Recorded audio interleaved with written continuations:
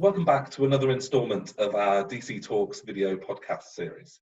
Today I'm joined by Paul Danks and Dan Robinson, directors of our Global Portfolio Solutions team. It's very easy during the current situation to focus on the here and now and your local market. Yet some of our clients have property portfolios located around the world, most of which are impacted by COVID-19 to varying degrees. It's this part of the client base that I'd like to have a discussion with Paul and Dan today. These are clients who have portfolios of various property types, sizes and locations. No doubt this must throw up numerous difficulties. So I'm going to go straight in there with a question to both of you. What have been the initial issues or concerns during these first few weeks of the pandemic for those who are tasked with managing such large portfolios? And I'll go to Paul first of all. I think that the biggest initial issue to be dealt with was actually how do we ensure the overall continuity of our business. That's the immediate concern. So it's very much about looking at the safety of the staff. How will they operate over this next period when it's an undefined period that we're having to deal with? How are we going to mobilize them? I mean, one of the global companies based in mainland Europe that we're dealing with was telling us that literally overnight, there was something like 98% of their staff, and there was over 100,000 staff were having to home work. So you imagine dealing with the logistics of that, not least in ensuring that staff who had been used to coming into the office with desktop computers, suddenly they were going to be provided with laptops where required to work from their homes. So it was the logistics of dealing with that, which were the initial and the first concerns, which of course then very quickly businesses then start to appreciate once they're able then to continue to operate, that perhaps looking forward, we're going to make some changes in the way we operate our business moving forward. And the same question to you, Dan. Any other companies that have managed to source laptops in this laptop kind of scarce world? Yes, I mean, it not only just infrastructure or hardware needs, but also a large French conglomerate has certainly talked about what the facility needs will be going forward, the policies and procedures as the employees return. You know, if we look at different countries who are easing their lockdown, like Germany and France and Italy, or even over the United States, these are countries that are starting to relax their lockdown. We're going to see the emergence of staff back in the office. And so this particular French conglomerate, who is a global player, is really concerned about, you know, what are those policies, procedures, and how do they ensure, as Paul was saying, the well-being of their staff, the safety of their staff. So that's top of mind right now. And looking at ways that's going to be an increased cost to them, but also they're going to be looking at other ways to trim that cost around the occupation of the space.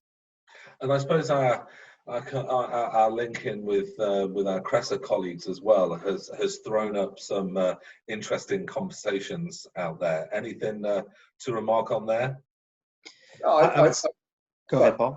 No, I was just going to say, I think DeVono Cresa are part of the wider Cresa global network. So our clients are occupying property right the way across the world. So it's important for Dan and I to not only just have continual conversations over this period with our clients, but also talk with our colleagues in our other Cresa offices.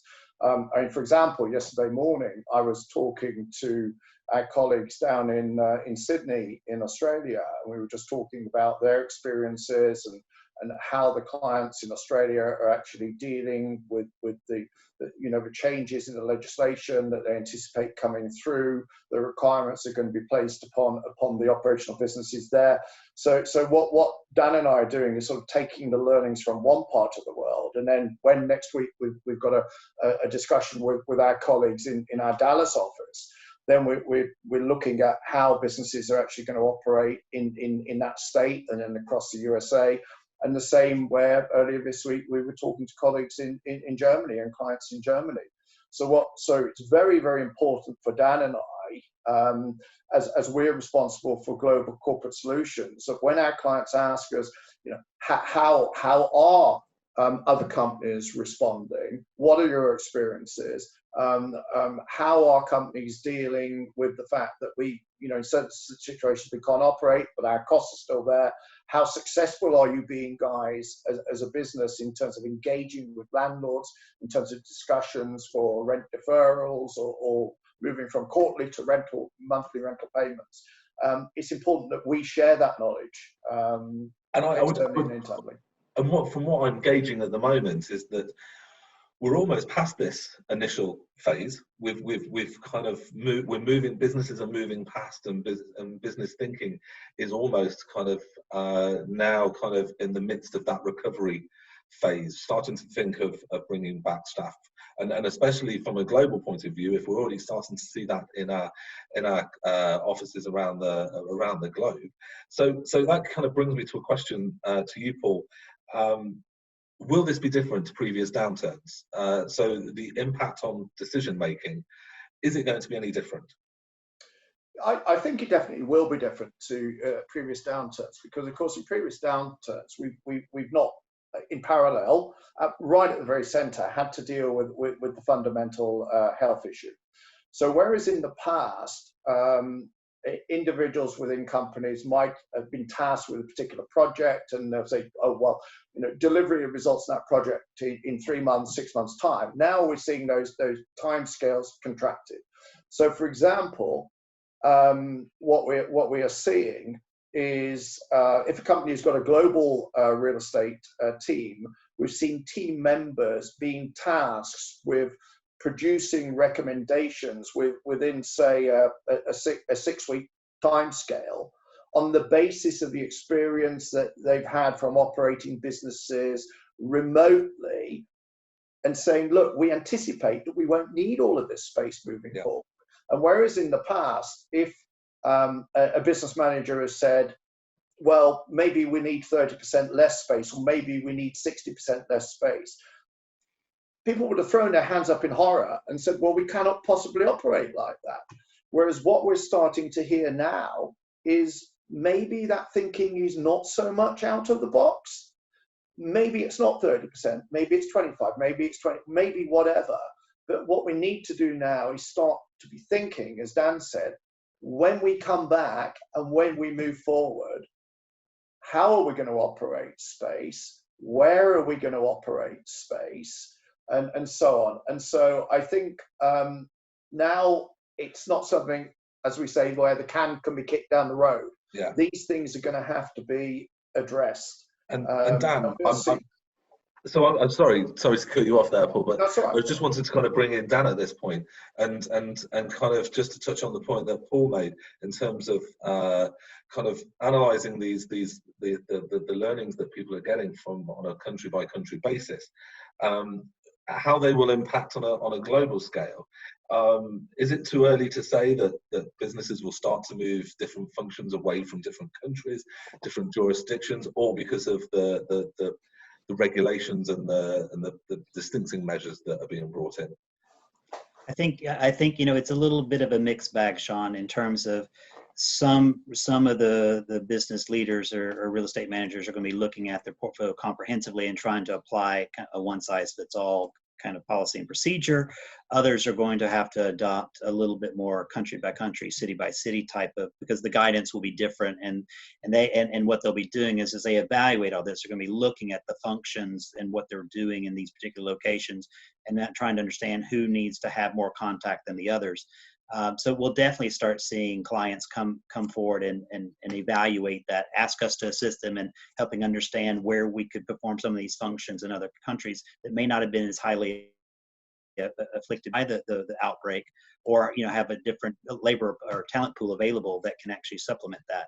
So we'll definitely see them take a little bit of a bifurcated view of which way what they want to look at, but it will be around what functions need to be in the office and what can be done remotely. So so people who are, sorry, go on. So no, Sean, I say just to add to that, quite a fundamental aspect to some of the work that Dan and I deal with from the point of view of global portfolio solutions is actually looking at the supply chain in all of its aspects, be you a logistics operator or be you an office operator. And so I think what what we are going to see is businesses, on the basis of experience they've had, reevaluating or wishing to reevaluate their supply chain. And that's certainly where we as DeVono Cresa can actually help them, in terms of help them with the understanding, help them with the optimization of their supply chain, help them by analyzing the data that's coming in from the business, and understanding the move, on the one hand for offices, the movement of staff to get into the office, to work in the office, in terms of industrial and logistics, where the customer base is, where the raw products are coming from, and just looking at what the experience is coming out of the COVID-19 crisis situation has meant for these businesses. So just to make sure. You've given, you really have, both of you, given a lot of food for thought, and kind of what I'm taking away from this is, I'm just looking at my notes here, is that the experience in countries that are coming away out of this at an earlier stage are beneficial to all, whether it's in the corporates or whether it's in our Cresa network. But most importantly, it's the cost of managing this situation, the cost of managing the well-being and the health of staff within these businesses is paramount. I'm certain that our conversation on this topic will evolve over the coming weeks, and I'm sure we'll explore it further into another podcast. But for further information on the support that DeVono Cresa is providing businesses during these times can be found on our specific COVID-19 page on devono.com. And I'd just like to take this opportunity just to thank you, Paul and Dan, and to thank you listening at home. Thank you. Thank you.